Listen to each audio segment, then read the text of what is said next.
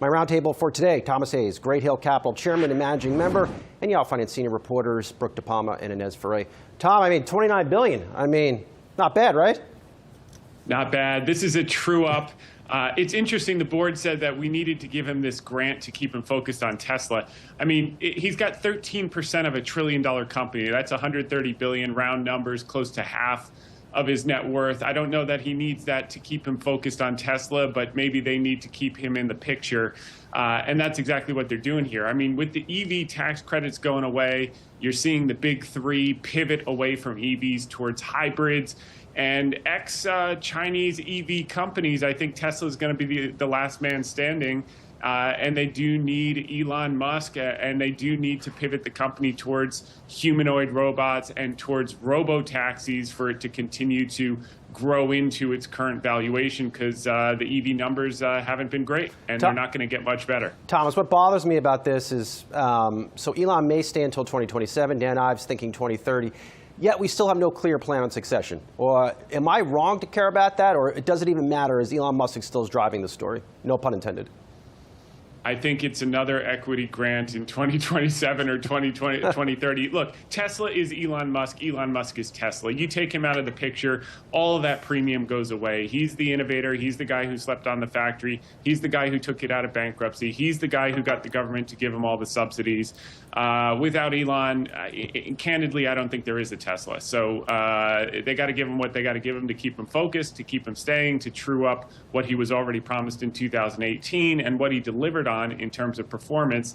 So to be continued. He'll be getting more stock to keep him in 2030, that's for sure, unless the humanoid and the robo-taxis takes off on a life of its own that it's so spectacular it doesn't matter who runs it. You know, Buffett said, buy a company that's so great that even a ham sandwich could run it, because one day a ham sandwich will run it. Tesla is nowhere near that point, but maybe if the technology is strong enough 4 or 5 years out, we could have a different conversation. And as maybe that conversation is maybe the thing or the person or whatever it is that succeeds Elon Musk, maybe it's just one of his robots. Maybe that's what we're looking at here. Perhaps it may be. I mean, I think that Tom has a point that Tesla definitely is Elon Musk. This is a company that's run by a bigger-than-life sort of force, so to speak, when it comes to Elon Musk. And he's running other companies as well. I mean, if you take a look at Neuralink, SpaceX, putting internet access in remote areas. So really, when you're looking at Tesla, you are also looking a bit at, we've seen Tesla be sort of a cultish stock, so to speak, throughout the pandemic. I think that continues because you are betting on Elon Musk, and it's kind of hard to bet against somebody that is leading so many other companies as well. It's interesting that this compensation comes sort of as it's kind of doubtful that he would be leaving Tesla, right? I mean, when investors think about Tesla, you don't really necessarily think that Elon Musk would be leaving the company, so to speak, because he is spearheading this new direction towards these robots, towards robo-taxis. I mean, it's a clear pivot that the company is doing, and you don't imagine anyone else leading it but Elon Musk. Or maybe that robot, Inez. Let's just be honest. That's where things may be headed here. I mean, you have to probably pay this robot. Thomas, I want to get back to you because I kicked off the show on talking about the likelihood of the Sell America trade coming back in force after that weak jobs report. Now, I think about Tesla, a U.S. company. Of course, they have operations overseas. They make cars overseas, but really known for their U.S. operations. What is your view on the U.S. economy off of that job support? And if you are concerned about the economy, where can we start seeing weakness in terms of U.S.-focused stocks? Well, I do think that the Sell America trade, for lack of a better word, is alive and well. I mean, if you look at performance year to date, equities ex-US are up 16% and change, 16, 17%, S&P up 6%, so 10 points of outperformance. I do think that there's a lot of spend going on with Magnificent Seven. We saw some kind of mixed results.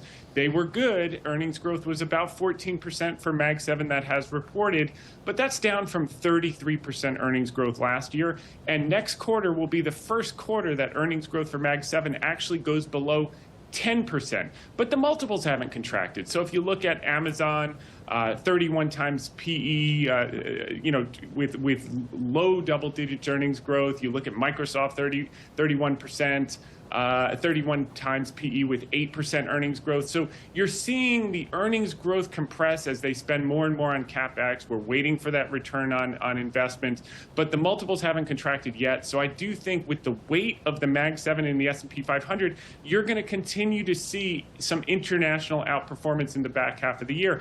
The other thing that we've seen in the last month and a half has been two themes: smaller and high short interest has outperformed the S&P 500 by 11 full percentage points in the last 6-7 weeks. And I think that's going to continue. And the reason is all dips have to be bought. So many managers sold in the hole, over $1 trillion of equity selling in the beginning part of April, and they haven't caught up to their indices. So they've got to chase that performance, and they can't chase what's already up a lot. They've got to buy those things that haven't yet moved, and those are largely smaller stocks, which are the most shorted right now. And if you look at earnings growth for next year, small cap earnings growth is going to be 37% versus the S&P 500 earnings growth expected to be about 14%. So you basically get more than double the earnings growth for a lower multiple. And I think that's where things have to go.